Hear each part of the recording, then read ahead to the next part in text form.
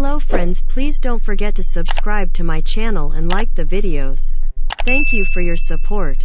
The Route Napoleon, which climbs north from the French Riviera to Grenoble, is widely considered one of the best driving roads in Europe, with a spectacular collection of narrow switchbacks and high-speed curves connected by brief straights.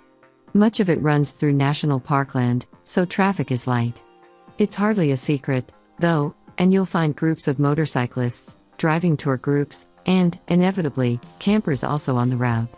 The ideal car for the Route Napoleon is one that's tight and responsive in the twisties, poised through the fast curves, and with deep reserves of power in order to rip past dawdlers in the brief passing zones and roar triumphantly through the valleys. Something like the Aston Martin DB12.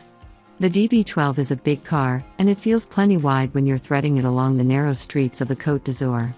Fortunately, the steering, which has been revised for greater precision both on and off-center, makes placing this car easy.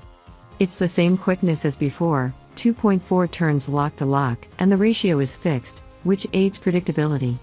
The level of power assist varies with speed and drive mode, but not wildly so. On-center precision was also a key quality in the design of the DB12-specific Michelin Pilot Sport 5S tires, 275/35 ZR21 up front, 325/30 ZR21 at the rear. So, too, was grip, and the DB12 has plenty. Pushing it as hard as we dared, it was impossible to upset this chassis, even when surprised by a tightening blind corner or suddenly booting the accelerator powering out of a curve. Aston claims 52% of the car's mass rides on the rear wheels, and the DB12 feels incredibly balanced, with eager turn-in and little front-end push. Chassis tuning for the new DB12 was undertaken with the goal of preserving ride quality but sharpening handling. The three main drive modes, GT, Sport, and Sport Plus, are joined by the new wet and individual modes. There are also 9 levels of traction control once you switch off Escape, although that capability wasn't active on the pre-production cars we drove. Director of Vehicle Performance Simon Newton talks about wanting to allow the car to breathe, which meant tuning the new Bilstein DTX adaptive dampers to allow some vertical motion even in the firmest setting. That firmest setting does preserve a measure of ride quality, more so than most Mercedes-AMG or BMW M cars in their max attack mode. The biggest mechanical change from DB11 to 12 is under the hood.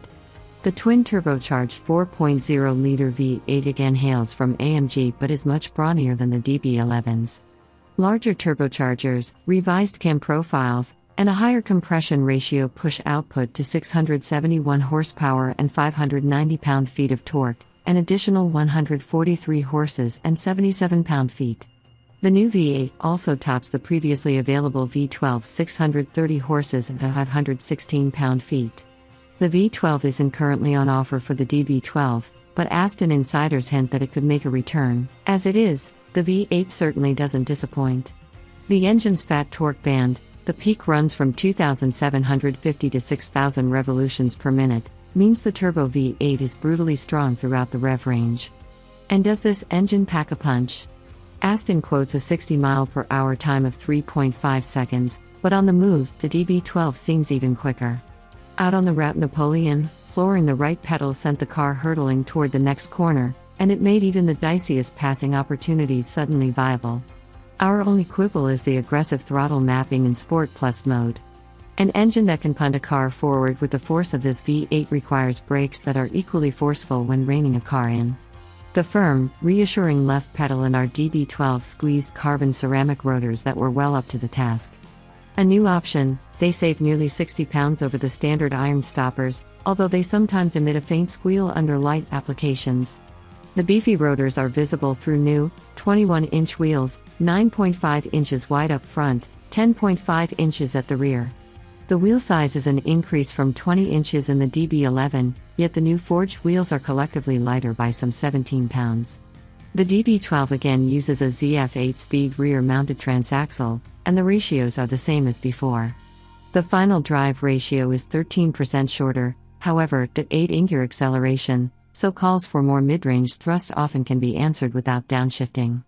Aston has moved the large shift paddles from the column to the steering wheel, but you won't have much need for them, so intuitive is this gearbox.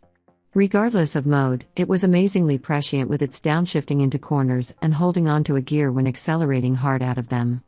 In the opposite scenario, when motoring gently through a busy town center or at parking lot speeds, this torque converter automatic exhibits none of the jerky hesitation that can occur with a dual-clutch gearbox. The Route Napoleon isn't much of a place for stylin' and profilin', but the French Riviera certainly is, and in that regard, the DB12 easily holds its own, though onlookers may not be able to tell it from its predecessor. Look at the DB12, and you'd think that, kind of like Fonzie checking out his perfect ducktail in the mirror and just putting his comb back in his pocket, Aston Martin's designers rolled the DB11 into the studio and decided, we really can't improve upon that. Actually, Aston Chief Creative Officer Marek Reichman claims that most of the body panels are new or altered, the doors carry over, and the roof is from the DBS. The look is so similar, though, that the DB12 giveaways are mostly in the details: a larger grille that raises the nose, reshaped headlamps, a more prominent front splitter, and new side view mirrors with minimalist housings perched on reshaped arms. The near-identical body is draped over Aston's bonded and riveted aluminum structure, tweaked for DB12 duty. Changes to the engine crossbrace, the front crossmember, the rear bulkhead, and the underbody trays have inched up the structural rigidity by a claimed 7%. The front track is fractionally wider, 0.2 inch, and the rear slightly more so, 0.9 inch. Whereas Aston strived for continuity outside, that was not the case with the interior, where it replaced the previous puffy dash with a slimmer unit that makes the front compartment feel somewhat more spacious, although the greenhouse, which is unchanged, remains quite shallow. 3 different seats are on offer. Our car had the mid-range Sport Plus seats, which had plenty of lateral support, but the controls on the side of the console are somewhat fiddly. As before, token rear seats are sized for a briefcase or backpack rather than a human being. Fragrant bridge of wear leather and Alcantara covered almost every interior surface of the car we drove, which also featured carbon fiber trim, although buyers face a plethora of choices. Aston has been the Mercedes-sourced infotainment system from the DB11 in favor of a new unit designed in-house. The screen, now fully integrated into the ramp-like center console, may seem undersized at 10.3 inches, but it looks good, and the home screen shows multiple functions at once, including climate control shortcuts such as warm hands. Apple and Android smartphone mirroring are present and wireless. And the system is set up for over-the-air updates. Happily, Aston didn't go full touchscreen in a misguided quest for modernity, instead preserving the tactility of high-quality switchgear, including roller switches for temperature, fan speed, and audio volume, plus a smattering of buttons for major driving aspects, damper firmness, exhaust volume, and stability control, as well as the parking camera and some climate functions. Touch-sensitive nubs on the steering wheel spokes are similar to Mercedes and are no better here. You select the drive mode via a large dial on the center console with the start/stop button at its center. The wireless smartphone charging mat is located on the console's open lower tier, which may cause some anxiety for those who don't like their phone out of sight. A wired connection can also be found inside the center armrest. Aston Martin points out that in recent times, a wholesale model change has been accompanied by A+2 increase in model designation, DB7 to DB9, DB9 to DB11. The ultra-limited DB10 apparently doesn't count. The new car's DB12 nameplate, along with its continuity in appearance, tells you that this is more of a comprehensive upgrade. But it's one that puts this Aston at the pinnacle of the world's high glam sports tourers, and it makes the DB12 an ideal machine for taking on one of Europe's most celebrated roads.